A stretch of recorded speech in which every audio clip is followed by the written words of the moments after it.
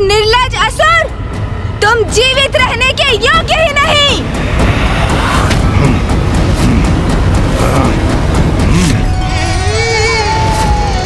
हे ब्रह्मदेव, माता, मैं आप दोनों की पूजा से अत्यंत प्रसन्न हुआ। आप दोनों ने अपनी भक्ति के उदाहरण से ये स्थापित कर दिया कि यदि व्यक्ति का उद्देश्य पवित्र हो, उसका हृदय निर्मल हो, तो फिर कोई भी बुरी शक्ति उसके लक्ष्य प्राप्ति में बाधा नहीं बन सकती, क्योंकि जिनके विचार शुद्ध हैं, निर्मल हैं, भगवान भी उन्हीं का साथ देने के लिए प्रेरित होते हैं। आप दोनों की भक्ति से प्रसन्न होकर मैं आप दोनों को संपन्नता का आशीष देता हूँ।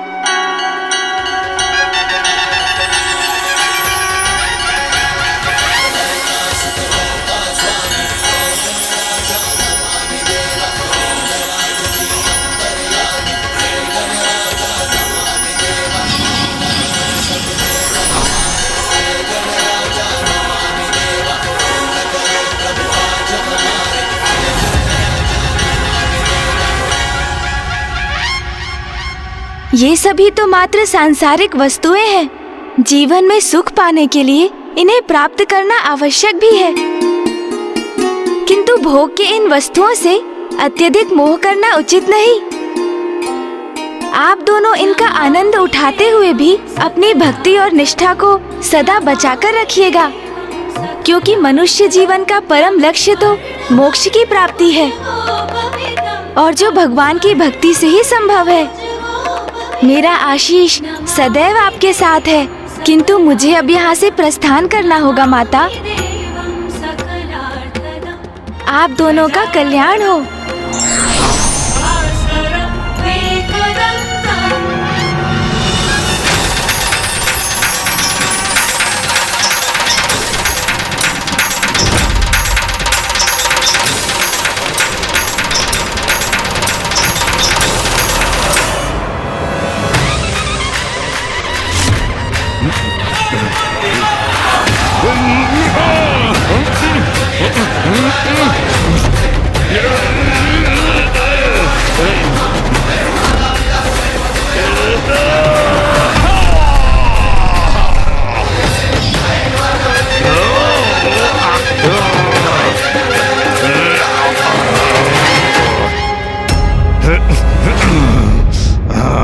भगवान के लिए उसका भक्ति ही सर्वोच्च है। दुर्बुद्धि,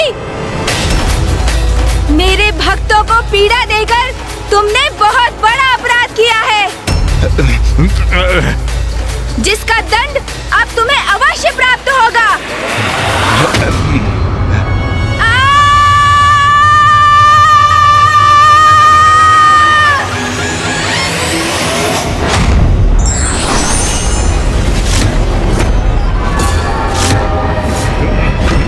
नहीं, नहीं, नहीं।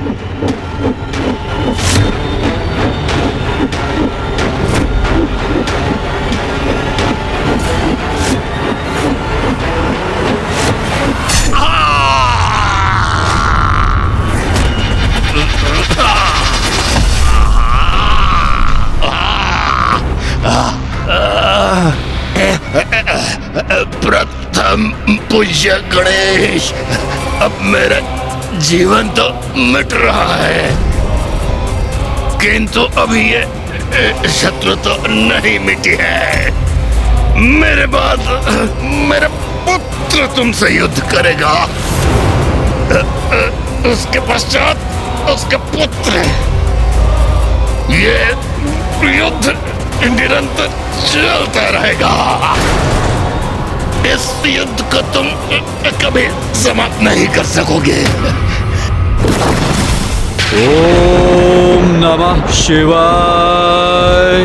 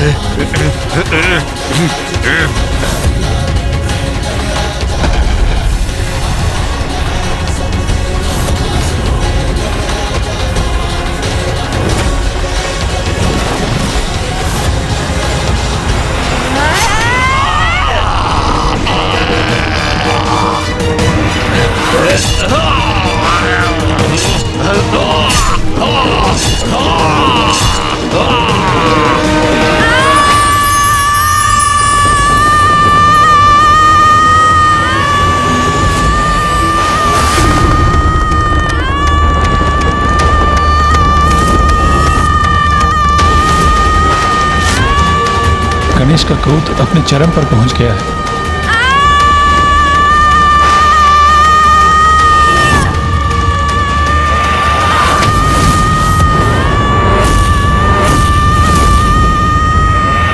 गणेश जी का क्रोध तो गर्जना के रूप में चारों दिशाओं में ध्वनित हो रहा है।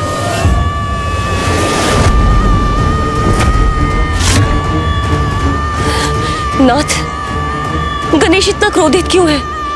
मैं विनती करती हूँ, आप वहां जाइए और गणेश को शांत करने का उपाय कीजिए।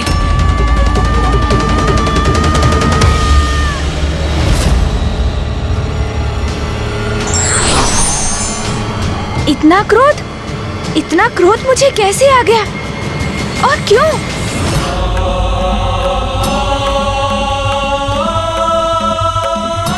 मुझे क्रोध के इस आवेग को थामना होगा।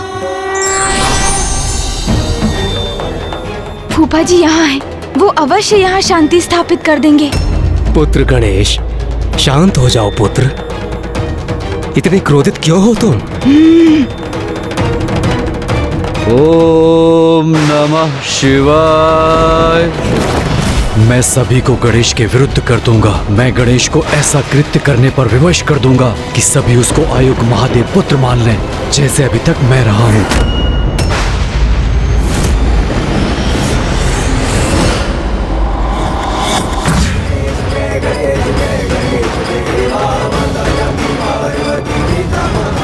प्रतीत होता है फूफा जी की बातों का प्रभाव मेरे दूसरे प्रतिरूप योद्धा गणेश पर हो रहा है। वो शांत होता दिख रहा है। पुत्र गणेश, इतना दुस्साहस कि कोई मेरा सामना करे, मेरे समक्ष आकर मुझे टोके, इसका दंड अवश्य मिलेगा आपको।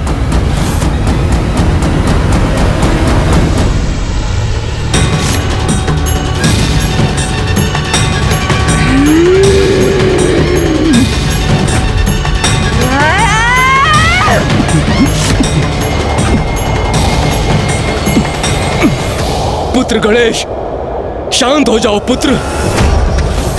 अपनी श्वास से मेरा खिंचाव बंद करो।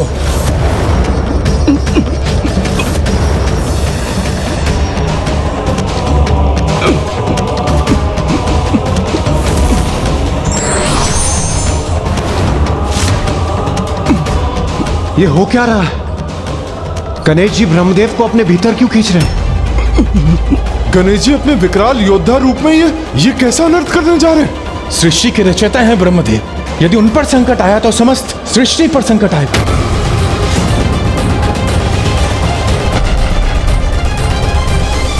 पुत्र गणेश, ये क्या कर रहे हो तुम? आपने मुझे टोका क्यों? क्यों टोका आपने मुझे? ये गणेश जी ब्रह्मदेव के प्रति इतने कठोर क्यों हो रहे हैं? ये कैसा क्रोधावेश है उनका? ये क्या कर रहे हैं गणेश जी? गणेश ने तो जैसे निश्चय कर लिया है, वो शांत नहीं होगा। मेरा क्रोध अभी शांत नहीं होने वाला।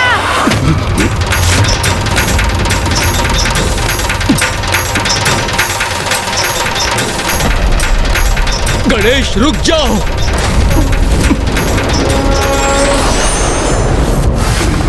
पुत्र गणेश, ब्रह्मदेव को मुक्त कर दीजिए, अन्यथा अनर्थ हो जाएगा। नहीं करूंगा, कदापि नहीं करूंगा।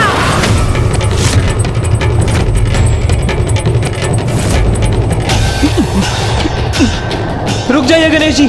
गणेश जी शांत हो जाइए। रुक जाइए गणेश जी, रुक जाइए। गणेश जी रुक जाइए।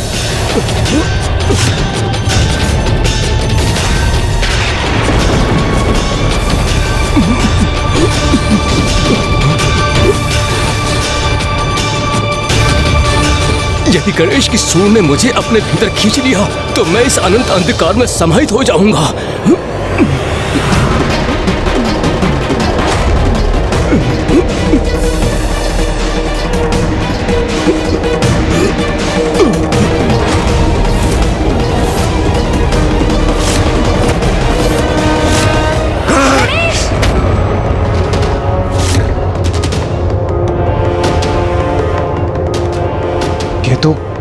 ये तो गणेश जी का स्वर है,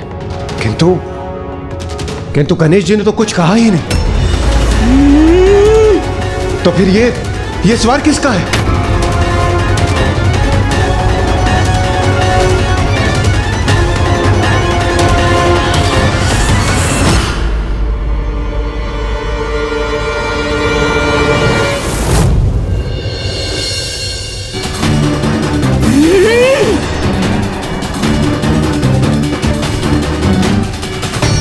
एक और गणेश जी? यहाँ दो गणेश जी कैसे उपस्थित हैं? ये कैसे संभव है?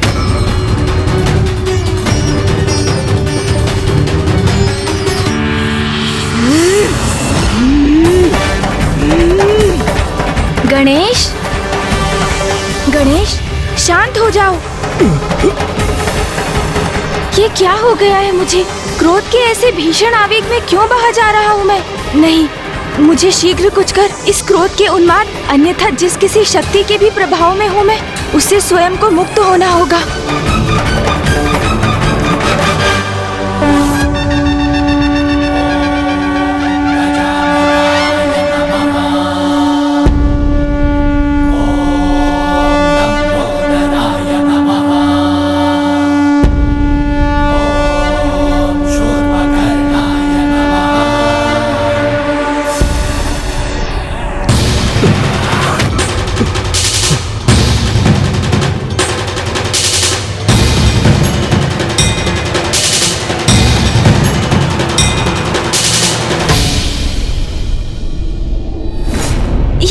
ये कैसा अनर्थ करने जा रहा था मैं?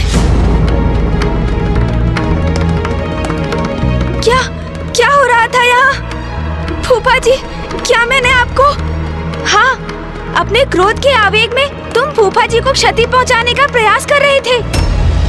मुझे क्षमा कर दीजिए फूफा जी, ज्ञात नहीं अचानक किसके प्रभाव में क्रोध के ऐसे अतिरेक में बह गया मैं। क्षमा कर दीजिए मुझे। गणेश, तत्काल अपनी वास्तविक अवस्था में आओ, अभी इसी क्षण।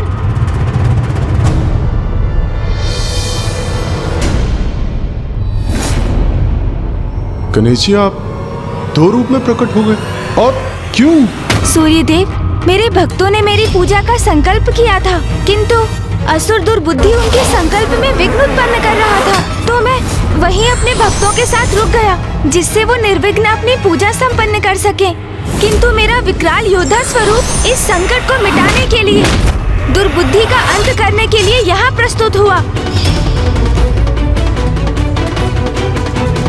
गणेश जी, आपकी लीला तो अद्भुत है। आपने एक भक्त की भक्ति का मान भी रख लिया और दुर्बुद्धि रूपी संकट का भी अंत कर दिया। धन्य है आप। यदि भगवान भक्तों की रक्षा नहीं करेंगे तो संसार में धर्म की सत्ता कैसे स्थापित होगी?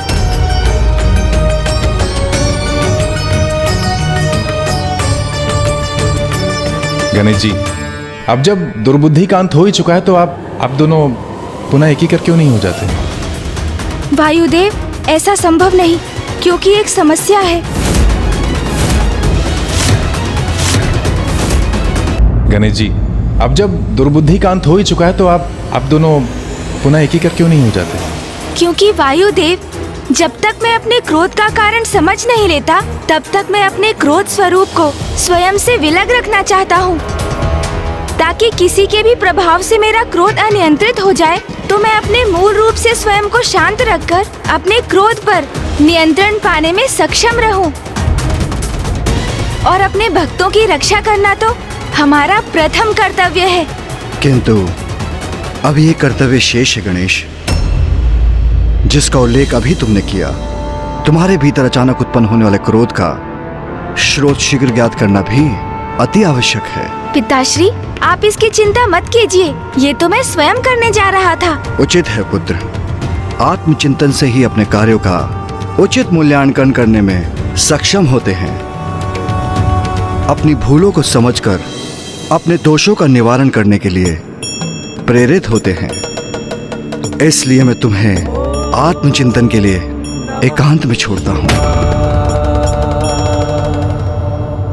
फूफा जी, मुझे अपने कृत्य के लिए ग्लानि कम होगी यदि? पुत्र, तुम्हें ग्लानि करने की कोई आवश्यकता नहीं है। मैं तुम्हें क्षमा कर चुका हूँ। फूफा जी, वास्तविकता में मेरा अनुरोध तो ये था कि आप माँ से इस विषय में कुछ ना कहें, अन्यथा वो मुझे कहीं मेरे प्रिय भोजन मोदक से वंचित ही ना कर दे।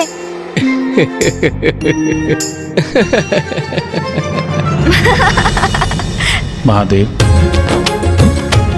ब्रह्मदेव, अब हमें भी चलना चाहिए। प्रणाम प्रभु। प्रणाम प्रभु। गणेश जी, अब हमें भी प्रस्थान करने की अनुमति दीजिए। प्रणाम प्रणाम। गणेश, ये क्या कर रहे थे तुम? क्या हो गया है तुम्हें?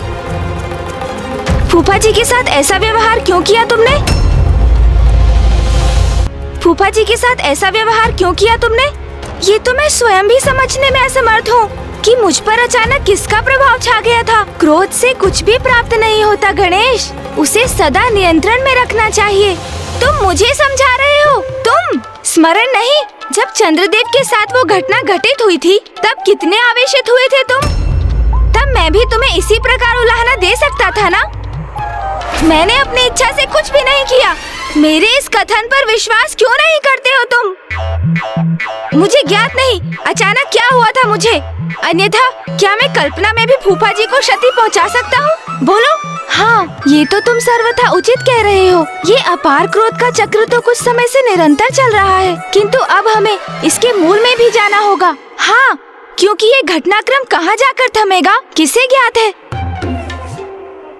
कल चंद्रदेव पर तुमने क्रोध किया, आज मैं क्रोधवश फूफा जी को ही निगलने चल दिया, तो कल तुम मामा जी को अपना आहार बनाने भी पहुंच सकते हो।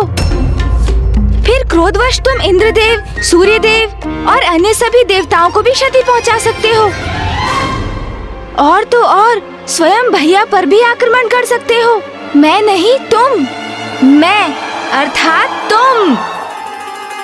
समझ गया, हम दोनों एक ही तो हैं। चलो इसकी चर्चा छोड़ो, ये बताओ तुम क्या अभी भी क्रोध से प्रभावित हो?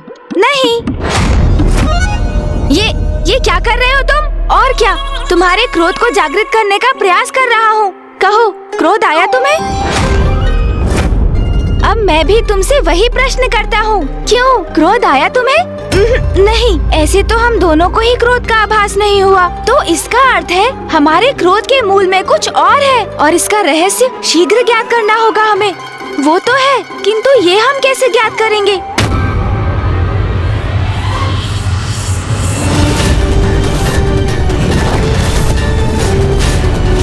वास्तविकता में उनके दो ही पुत्र हैं, कुमार कार्तिकेय जी और प्रथम पूज्य गणेश जी, जिनके जन्म दिवस का उत्सव यहाँ आज कैलाश में मनाया जा रहा है। गणेश का जन्म दिवस, महादेव का प्रिय पुत्र।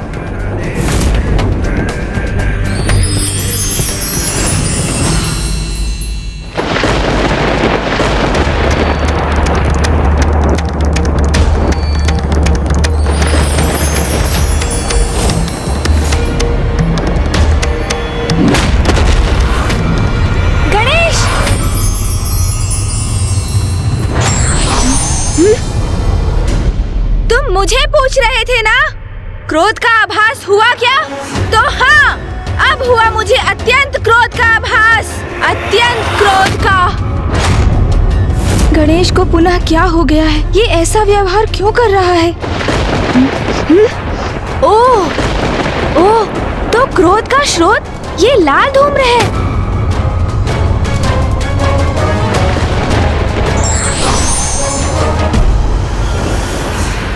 और ये धूम्र तो आकाश मार्ग से अवतरित हो रहा है, जहाँ आकाश इसके प्रभाव से रक्तवर्णीय हो गया है। जब हमें ये ज्ञात हो ही गया है, तो विलंब किस बात का? हमें यथाशीघ्र वहाँ पहुँचना चाहिए। जो भी इस क्रोध का कारण है, अब वही इसके परिणाम का भागी बनेगा। मैं तो उसे मसलने के लिए आतुर हो रहा हूँ।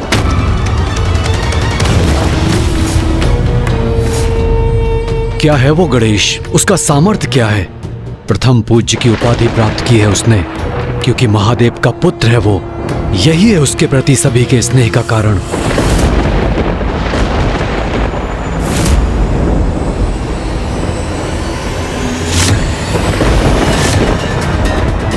किंतु मैं भी तो महादेव पुत्र हूँ, तो मैं अपना अधिकार अवश्य लूंगा। वो सब छीन लूंगा गणेश से जो उसे प्राप्त है। उसके पिता का स्नेह, उसका उच्च पद, देवताओं में उसका स्थान। गणेश, अभी मेरे प्रकोप से सामना कहाँ हुआ है तुम्हारा?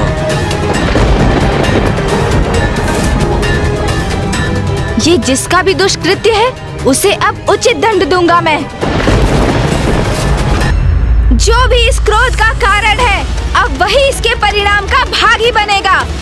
मैं तो उसे मसलने के लिए आतुर हो रहा हूँ।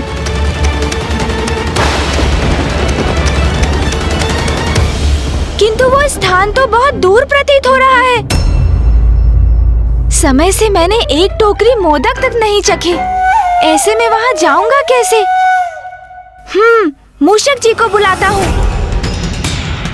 मूषक जी, मूषक जी, ये जिसका भी दुष्कृत्य है उसे अब उचित दंड दूंगा मैं। प्रभु, प्रभु, मैं आ गया प्रभु।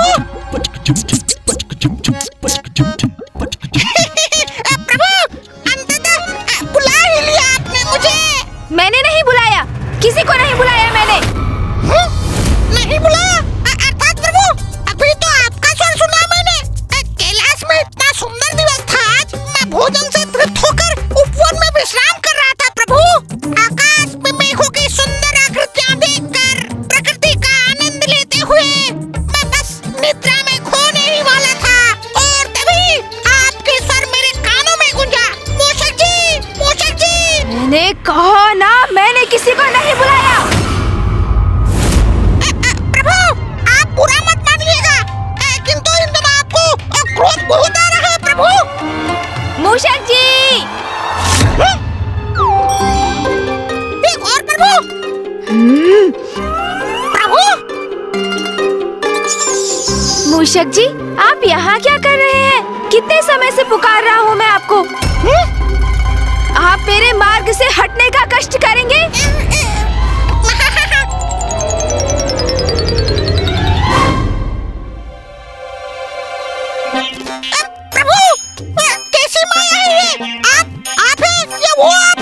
मूषक जी, हम दोनों ही मैं हूँ। अब चलिए, शीघ्र हमें कहीं पहुँचना है। मैं आपको मार्ग में सब कुछ समझा दूंगा। उचित है प्रभु, जैसे आपकी आज्ञा। हाँ मूषक जी, अब शीघ्रता कीजिए। आइए प्रभु, विराजिए।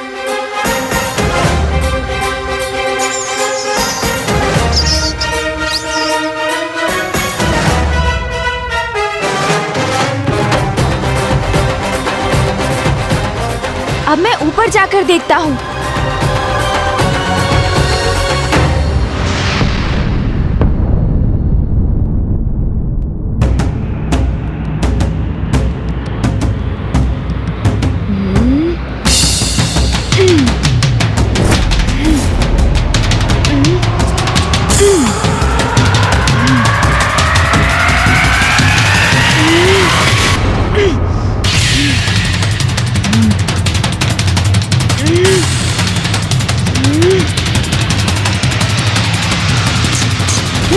मैं भी चढ़ने का प्रयास करता हूँ प्रभु।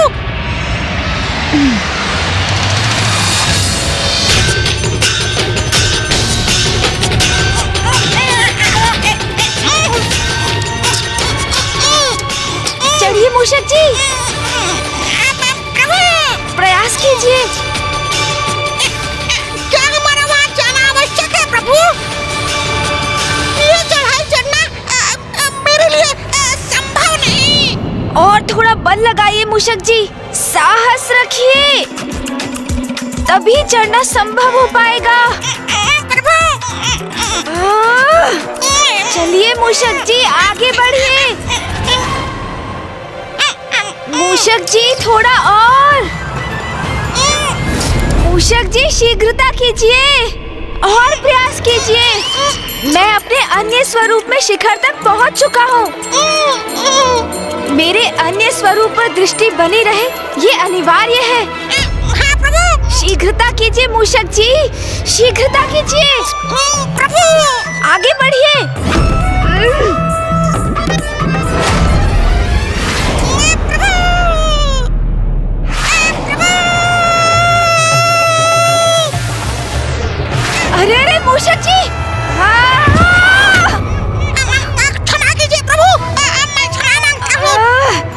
मूषक जी, आप आहत तो नहीं हुए ना?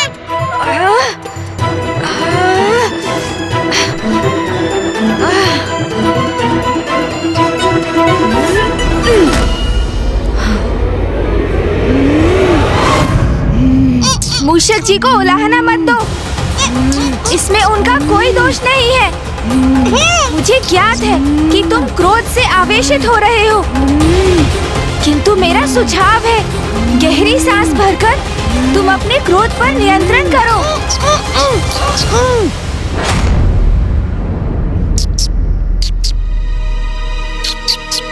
स्मरण रखना, हम तुम्हारे क्रोध से उस स्रोत तक पहुंचना चाहते हैं।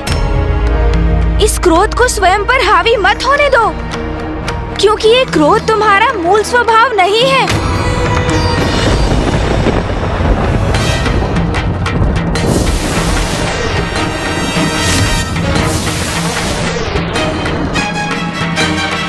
वो देखो वहाँ।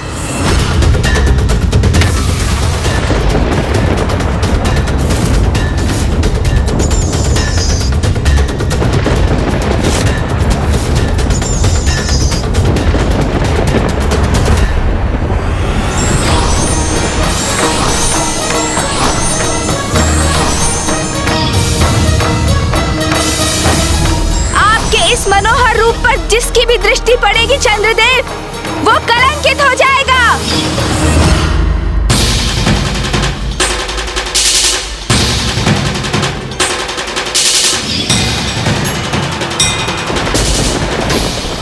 वही लाल ऊर्जा, अपने जन्म दिवस से ही मैं बार बार उत्तेजित हो उठता हूँ। हाँ, मुझे भी बड़ा विचित्र आभास हुआ, जैसे कोई बाहरी ऊर्जा मेरे भीतर प्रवेश कर रही है। प्रतीत होता है कि जो हमारे क्रोध के मूल में ऊर्जा है, हमें उसका स्रोत प्राप्त हो गया है। जो भी हो, मैं तो बस इतना चाहता हूँ कि मुझे एक ही समय पर प्रभु के इन दोनों रूपों का वाहन ना बनना पड़े। जब हम इस स्रोत तक पहुँच ही गए हैं, तो आगे बढ़कर इसका निरीक्षण भी कर लेते हैं। उचित कहा तुमने।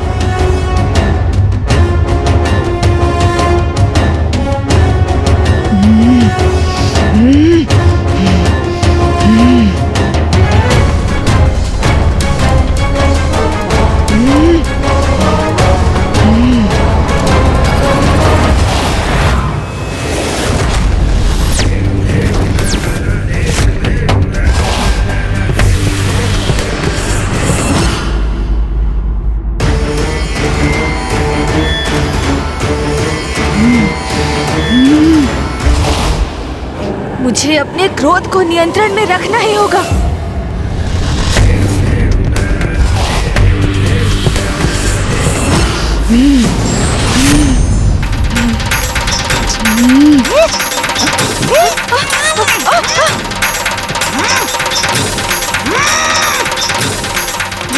मूषक जी, क्या हुआ? अब मूषक जी कैसे उत्तेजित हो गए? मूषक जी! अरे! मूषक जी, ये क्या कर रहे हैं?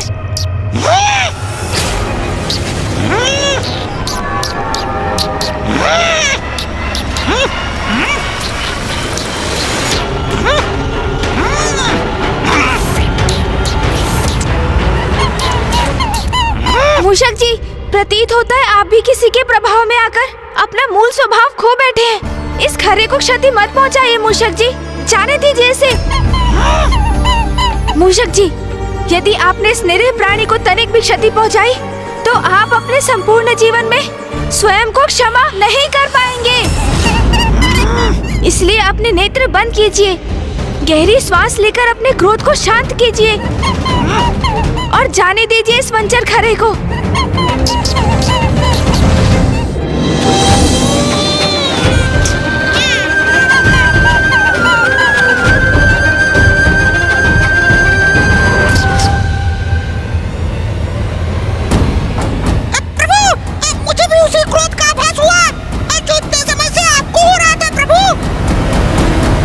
मेरे विचार से तुम्हें और मूषक जी को यहीं रुकना चाहिए। ये ऊर्जा विध्वंसकारी है, इसका प्रभाव तो अब मूषक जी भी झेल चुके हैं।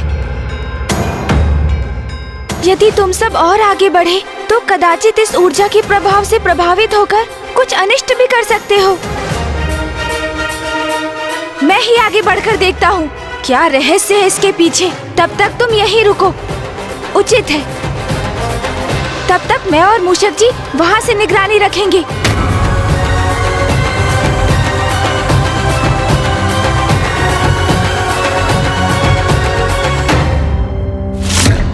ओम नमः शिवाय। ओम नमः शिवाय। ओम नमः शिवाय। ओम नमः शिवाय। ओम नमः शिवाय। ओम नमः शिवाय। ओम नमः शिवाय। ओम नमः शिवाय।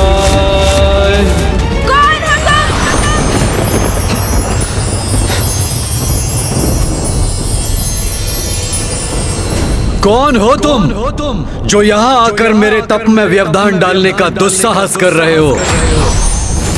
मैं गणेश।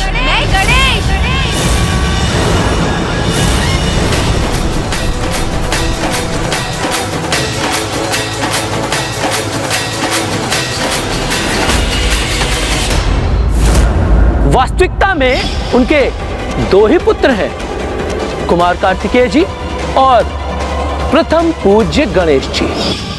अच्छा, तो तुम हो गणेश? तुमसे पूर्व मैंने प्रश्न किया था, बताओ कौन हो तुम?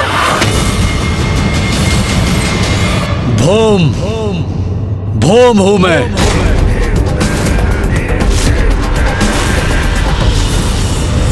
ये कौन है जिनका व्यक्तित्व एक अनोखी दिव्य दीप्ति से प्रकाशित है, जिनका रंग रूप इतना मनोहर और आकर्षक है, जिनके मुख पर क्रोध अवश्य है किंतु दुष्टता नहीं, इनकी लाल ऊर्जा के उत्पात से हम त्रस्त अवश्य है, किंतु इनके भीतर छिपी सकारात्मकता का भी आभास हो रहा है मुझे।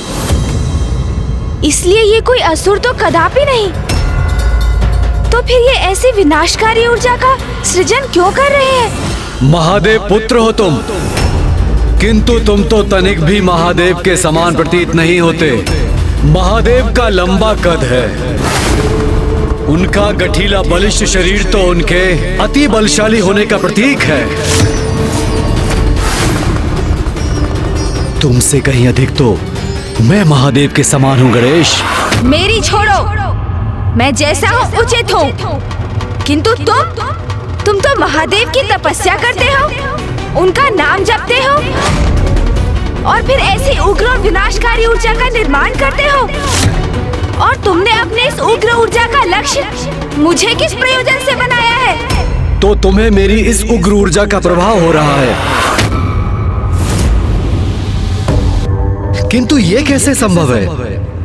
मैं तो एक तुच्छ और साधारण तपस्वी हूँ जो महादेव का ध्यान अपनी ओर आकृष्ट करने हेतु उनकी तपस्या में लीन है। तुम तो प्रथम पूज्य गणेश हो, महादेव के प्रिय पुत्र हो, और तुम मेरी ऊर्जा से प्रभावित हो रहे हो। मुझे ऐसा क्यों आभास हो रहा है जैसे इनका कोई व्यक्तिगत द्वेष है मुझसे? देखा महादेव, मैं तो आपके प्रिय पुत्र से कहीं अधिक प्रभावी हूँ। अपनी ऊर्जा के प्रभाव में बांध लिया मैंने उसे। स्वयं को महादेव का भक्त कहते हो और इतना भी नहीं समझते कि तुम्हारी ऊर्जा कितनी हानिकारक है। देखो इस स्थान को, देखो अपने तप स्थल को, देखो प्रकृति ने जैसे इस स्थान का परित्याग कर दिया है, बंजर बन गया है ये स्थान। अपने तन से उत्सर्जित होने वाली इस ऊर्जा को यही रोक लो। ये कैलाश नहीं मेरा स्थान है। यहाँ आकर मुझे आदेश देने वाले तुम कौन होते हो? कैलाशवासी होंगे तुम्हारे स्नेही, तुम्हारे भक्त, वो सभी देवता जो तुम्हारे जन्मोत्सव का आनंद मनाते हैं, नृत्य गान करते हैं। किंतु यहाँ देखो, सर्वथा अकेले हो तुम, कोई नहीं है तुम्हारा यहाँ। इन्हें मेरे जन्मोत्सव की सूचना कैसे है? तो क्या ये स्वयं भी वहाँ गए थे? नहीं प्रभु, मैंने तो स्वयं सभी अतिथियों का स्वागत किया था। ये वहाँ होता तो मुझे अवश्य स्मरण होता प्रभु। वहाँ कैलाश पर होगे तुम जगत पिता महादेव और माता पार्वती के प्रिय पुत्र। और हाँ, अपने भ्राता देव सेनापति का भी साथ प्राप्त होगा तुम्हें। किंतु यहाँ तुम मात्र और मात्र गणेश हो। किया होगा तुमने बड़े बड़े असुरों का संहार।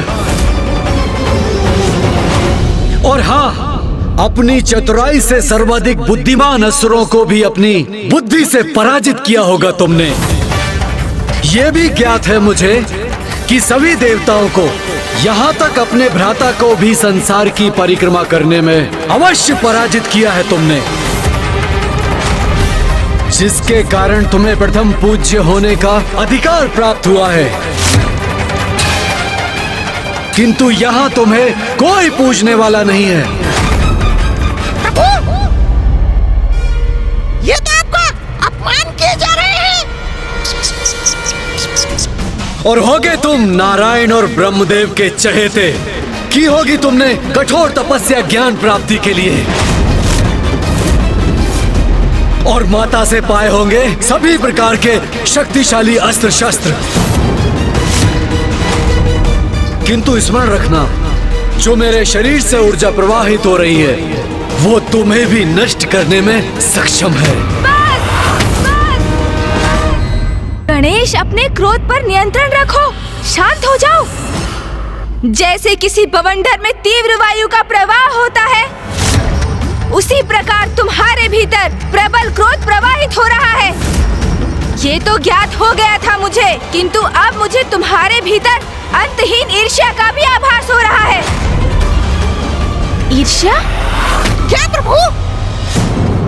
प्रभु, क्या है ये ईर्ष्या? मूषक जी, ईर्ष्या तो वो भावना है जो किसी वास्तविक अथवा काल्पनिक अभाव के बोध से उत्पन्न होती है, और जिसका आभास तभी होता है जब हम किसी से अपनी तुलना करते हैं, और हमें इस बात का क्षोभ होता है कि जो अन्य किसी को प्राप्त है और जिससे हम भी योग्य हैं, हम उससे वंचित हैं। किंतु ऐसा क्या है जो मेरे पास है और इनके पास नहीं? प्रभु, मुझे ज्ञात है आपकी सूंड। क्या मूषक जी? प्रभु, ईर्ष्या का तो कोई भी कारण हो सकता है ना। अब देखिए, आपके पास सूंड है, उसके पास नहीं। और ये भी संभव है कि आपके बड़े बड़े लटके कान, उन्हें देखकर इसके भीतर ये भावना उमड़ती हो। ओहो, आप समझा प्रभु। कदाचित मेरे ही कारण ये सब हो रहा है। उसे इस बात की ईर्ष्या है कि मैं आपके साथ हूँ प्रभु, उसके साथ नहीं। ओहो, कितना मूर्ख है वो। मैं अभी जाकर उसे सब स्पष्ट कर देता हूँ प्रभु, समझा देता हूँ उसे। सावधान मूषक जी, उनके पास 4 हाथ हैं और वे एक अत्यंत प्रवीण योद्धा भी प्रतीत होते हैं। किंतु मेरे प्रति इतने ईर्ष्यालु क्यों है ये भौम? कौन है ये और क्या है इनका वास्तविक परिचय? मुझे तो ऐसा प्रतीत हो रहा है कि ये कोई सदात्मा ही है जिसे उनकी ईर्ष्या ने भटका दिया है। कदाचित ये ज्ञात करने के लिए मुझे ही वहाँ जाना होगा, और इससे भी अधिक ये ज्ञात करने कि वो मुझसे इतना क्रोधित क्यों है। प्रभु, मैं तुम्हें एक अंतिम चेतावनी दे रहा हूँ, रोक दो इस ऊर्जा को, अन्यथा क्या करोगे तुम? मेरे बारे में इतना सब कुछ ज्ञात होने पर भी ये प्रश्न तो मुझसे पूछ रहे हो। मेरे सभी प्रश्नों के उत्तर इस पुरुष की पहचान से ही उजागर हो सकते हैं कि कौन है ये।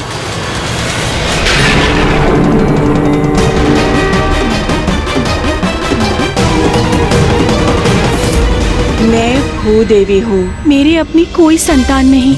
आपके श्वेत की जो बूंद मुझ पर गिरी, उसने इस बालक का रूप ले लिया। महादेव, आप उसे मेरे पुत्र के रूप में भेंट दे दीजिए। आज से तुम्हारा पुत्र कहलाएगा और तुम्हारे नाम से जुड़कर इसका नाम होगा भोम भोम। ये इसका मतलब है ये मेरे भ्राता है। प्रभु, कदाचित आपको इस ओर अपनी दृष्टि डालनी चाहिए। उस ओर देखिए प्रभु।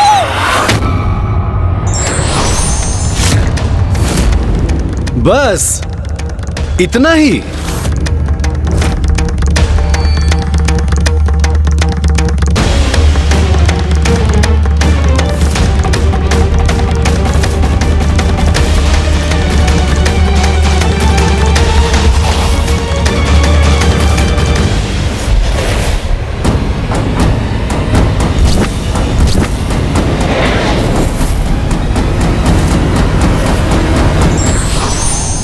प्रणाम माता भूदेवी। आपने अपनी अंतर्दृष्टि से जो देखा वो सत्य है गणेश जी। भौम महादेव का पुत्र है। अब आपको ही कुछ करना होगा, अन्यथा महादेव के 2 पुत्रों में महायुद्ध छिड़ जाएगा, घोर अनर्थ हो जाएगा। मैं तुम्हें पर्याप्त चेतावनी दे चुका हूँ भौम, किंतु अब मैं सृष्टि को तुम्हारी उग्र ऊर्जा के प्रकोप से रक्षित करूंगा। तुम्हारा ये अहंकार, ये विश्वास कि तुम मुझे पराजित कर सकते हो हास्यास्पद है। तुम रोकोगे मुझे। तुम्हें कदाचित तनिक भी भान नहीं कि मैं कौन हूँ। अब मैं अपने वार से तुम्हें उचित परिचय दूंगा। संभाल सको तो संभालो मेरा वार।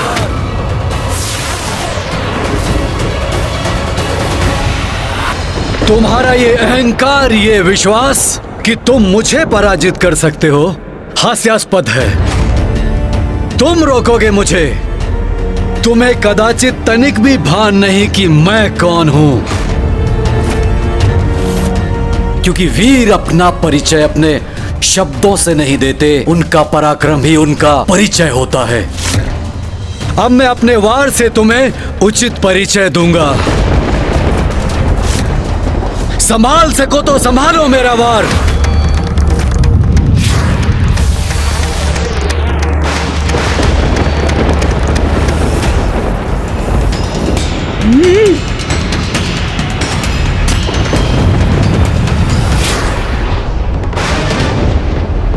नहीं गणेश, हमारे इस युद्ध में प्रथम वार तुम नहीं करोगे। तुमसे पूर्व मैं तुम पर आक्रमण करूंगा।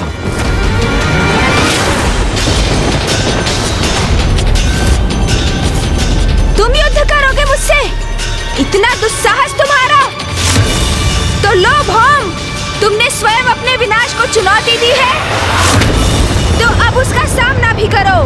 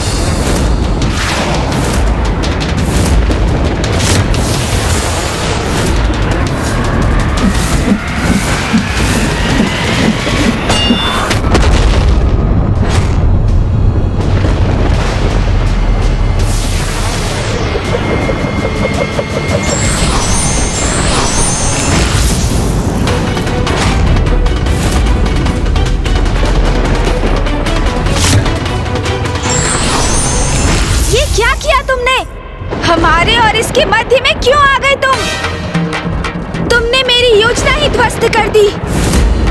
अन्यथा मैं अब तक इस अहंकारी भौम का अंत कर चुका होता।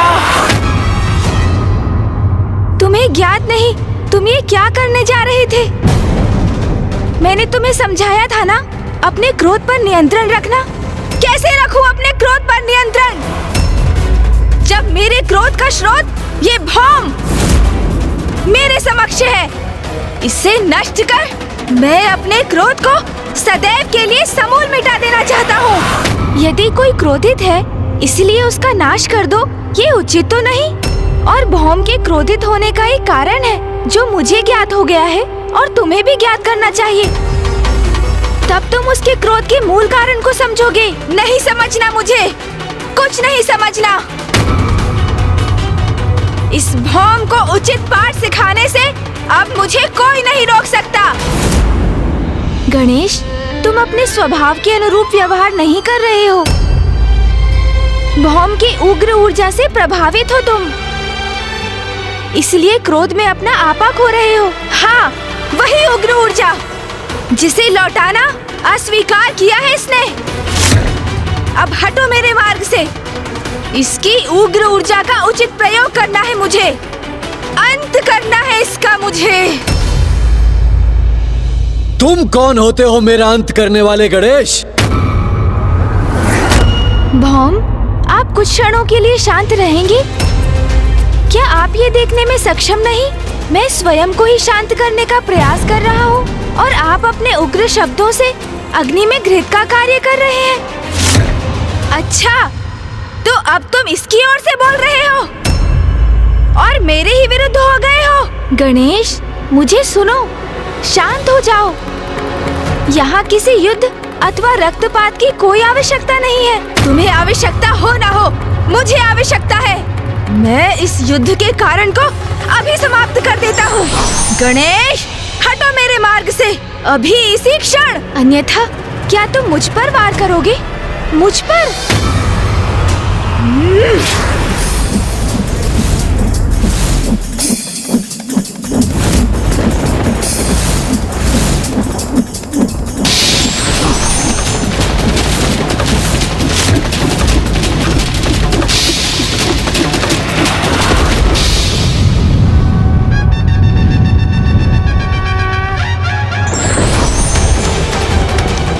यदि भैया यहाँ होते तो तुम्हें मुझ पर वार करने के लिए बहुत कठोर दंड देते।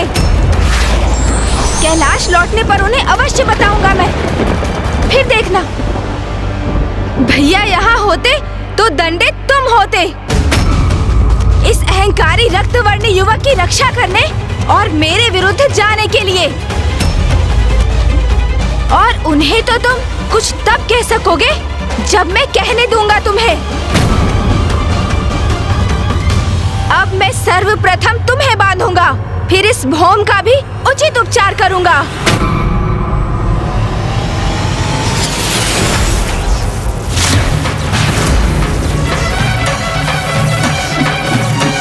स्थिति तो नियंत्रण के बाहर जा रही है और ये सब भौम के उग्र धूम्र के कारण हो रहा है, जो गणेश अर्थात मेरे उग्र स्वरूप के ऊपर मंडराकर उसे और भी आवेशित कर रहा है।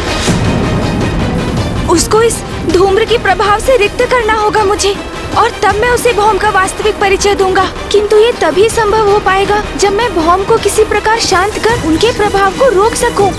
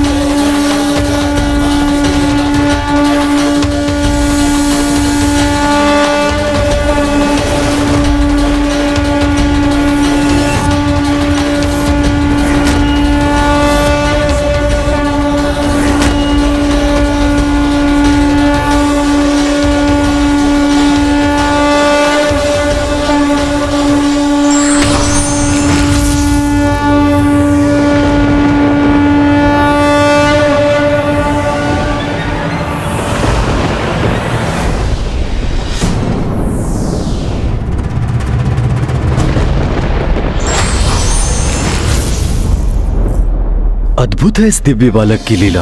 कितनी सरलता से इसने न केवल मुझे अपितु अपने क्रोधी प्रतिरूप को भी शांत करा दिया। इसकी उपस्थिति मुझे चिर शांति का आभास करा रही है। न मन में क्रोध और न कोई ईर्ष्या का भाव ही उत्पन्न हो रहा है। अब कहो, अब क्रोध शांत हुआ तुम्हारा? सत्य है, क्रोध में क्रोधी व्यक्ति स्वयं का ही नाश करने पर आतुर हो जाता है। मैं क्रोधवश कितना बड़ा अनर्थ करने जा रहा था। एक बार पुनः मैंने अपने क्रोध को इतना बढ़ने दिया, और जिसका दुख है मुझे। किंतु ये मैं अभी भी नहीं समझ सका कि तुम इस भौम की इतनी रक्षा क्यों कर रहे हो। जब मैं तुम्हें वो दृश्य दिखाऊंगा जो मैं देख चुका हूँ, तो इसका कारण तुम भी स्वतः ही समझ जाओगे।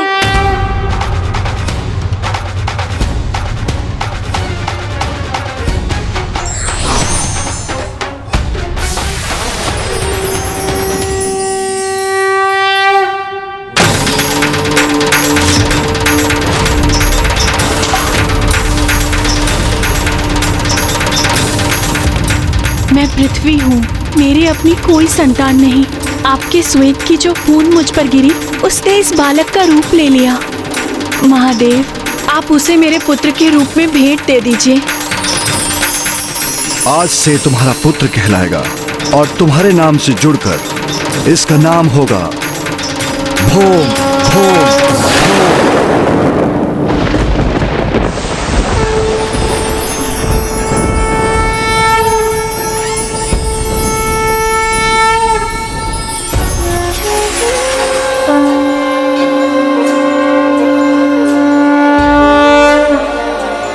परम ब्रह्म महागणपति के इस दिव्य स्वरूप के दर्शन पाकर धन्य हो गया मैं।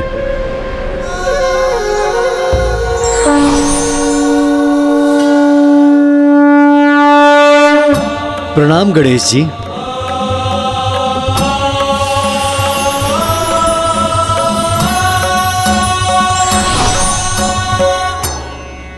भौम, मुझे ज्ञात हो चुका है कि आप मेरे भ्राता हैं, कि आप मेरे भ्राता हैं, कि आप मेरे भ्राता हैं। भ्राता?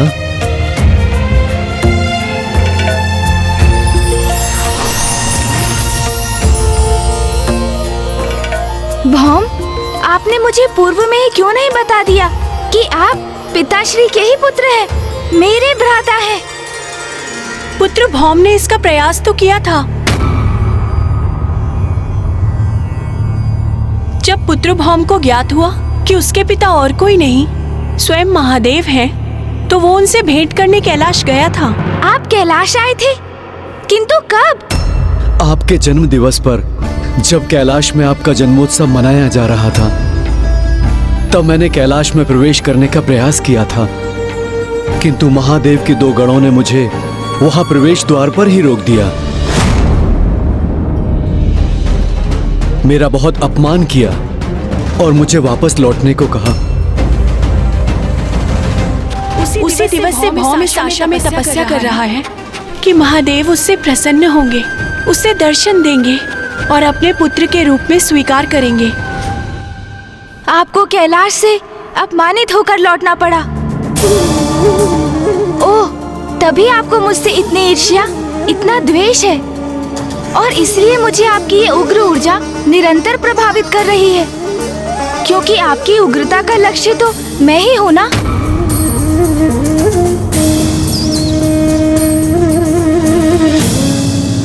कैलाश में आपका अपमान सर्वथा अनुचित था, किंतु अब मैं उस अनुचित को उचित बना दूंगा।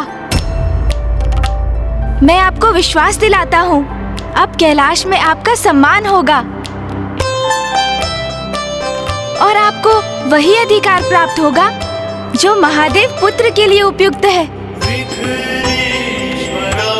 भ्राता भौम, आप मेरे साथ कैलाश चलिए।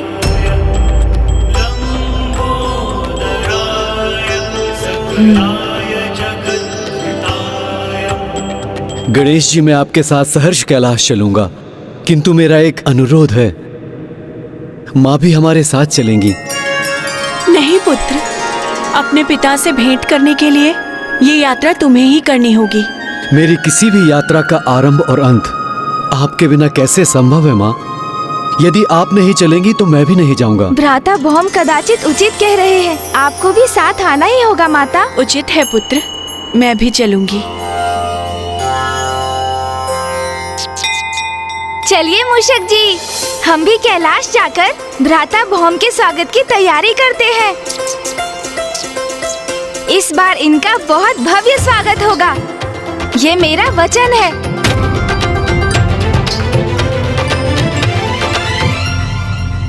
अरे अरे, और थोड़ा ऊपर, जिससे दूर से भी ये सजावट स्पष्ट दिखाई दे।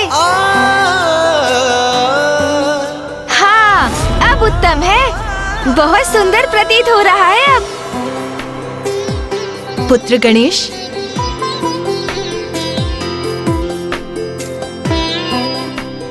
माँ, मैं आज बहुत ही उत्साहित और आनंदित हूँ, क्योंकि आज कैलाश में एक अत्यंत विशेष व्यक्ति का आगमन हो रहा है और ये सब कुछ उन्हीं के स्वागत के लिए हो रहा है। माँ, किंतु पुत्र गणेश, कौन है ये विशेष अतिथि? ये तो बताओ। हाँ माँ, हाँ, मैं अवश्य बताऊंगा, किंतु आपको उनके लिए अपने हाथों से विशेष खीर बनानी पड़ेगी। आप बनाएंगी ना खीर? अवश्य गणेश। इसके पूर्व मैंने तुम्हें कैलाश पे किसी के भी आगमन पे इतना प्रसन्न नहीं देखा। अवश्य ये अतिथि अत्यंत विशेष होंगे। अपने पुत्र के इन विशेष अतिथि के लिए मैं खीर अवश्य बनाऊंगी।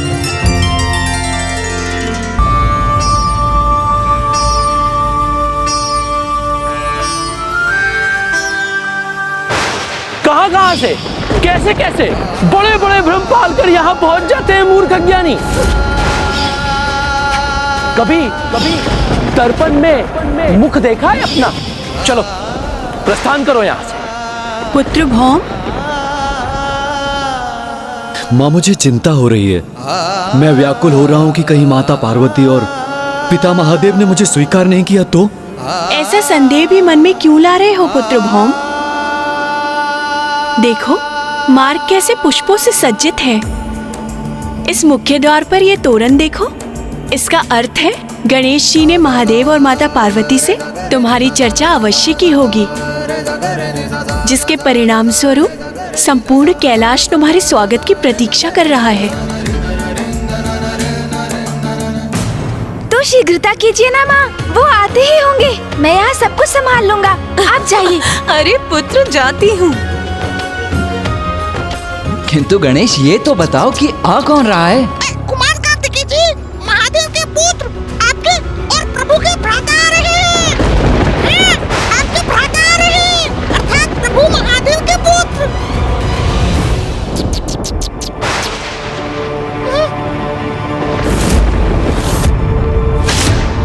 हमारा भ्राता?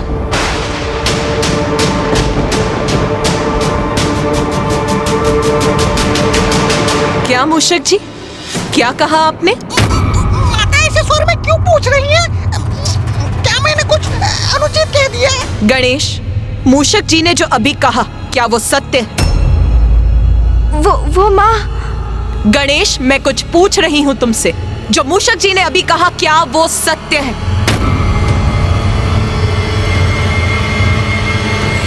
हाँ माँ। गणेश, ये सब क्या है? यदि तुम्हें कुछ ज्ञात था तो वो माँ को पूर्व में बताना चाहिए था ना।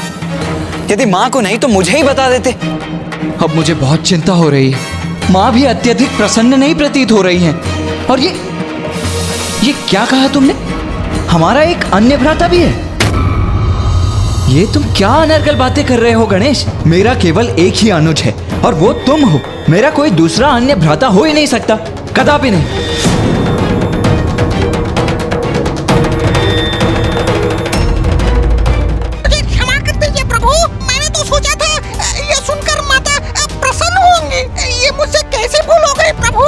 स्वयं को दोष मत दीजिए मूषक जी।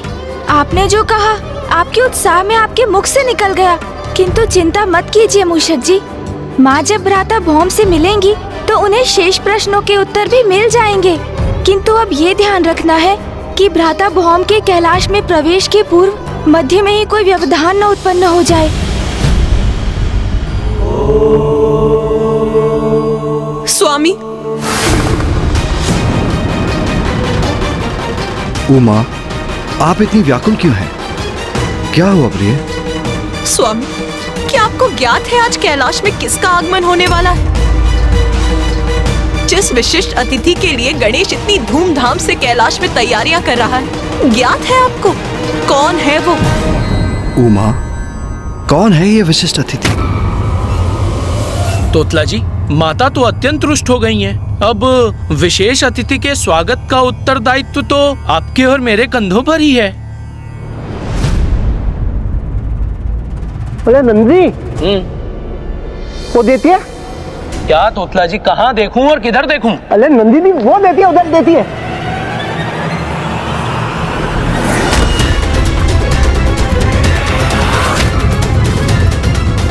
मैं भोम महादेव पुत्र हूँ, उनसे भेंट करने आया हूँ। ये तो वही है जो गणेश जी के जन्म दिवस पर आया था, और आज जब कैलाश विशेष अतिथि के आने की तैयारी कर रहा है तो यह यहाँ पुनः कोई नया व्यवधान डालने आ गया। ये दोनों तो वही गण हैं जिन्होंने मेरा अपमान किया था। नाम के आगे भी कोई परिचय है तुम्हारा? कैलाश जैसे पवित्र स्थान पर असत्य को सत्य कहने की धृष्टता करते हुए लज्जा नहीं आती तुम्हें? तुम यहाँ से जाते हो, अन्यथा मैं तुम्हें यहाँ से जाने के लिए विवश करूं।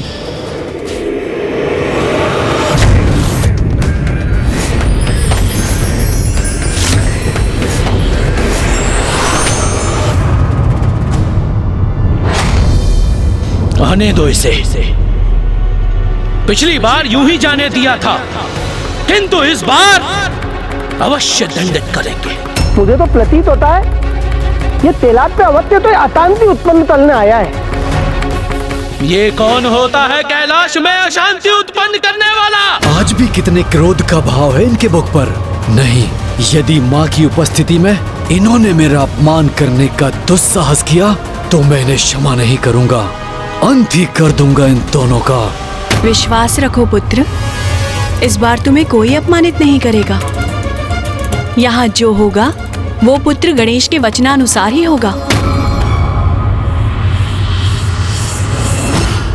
उमा, बताओ कौन आ रहा है कैलाश? आपका पुत्र। किंतु गणेश तो लौट आया था, तो क्या कार्तिकेय कहीं गया था और अब लौट रहा है? नहीं स्वामी, गणेश नहीं, कार्तिकेय नहीं,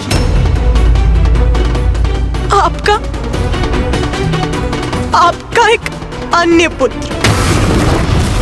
उमा, ये आप क्या कह रही हैं? कौन सा अन्य पुत्र? आपका तृतीय पुत्र आ रहा है आज।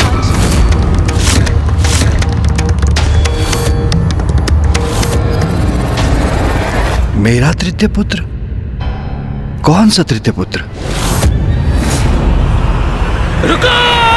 रुको! रुको!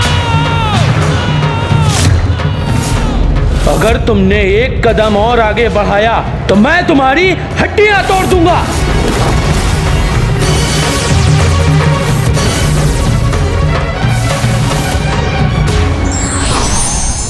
पूरी बात बिना जाने प्रतिक्रिया नहीं देना चाहिए, अन्यथा भूल हो सकती है।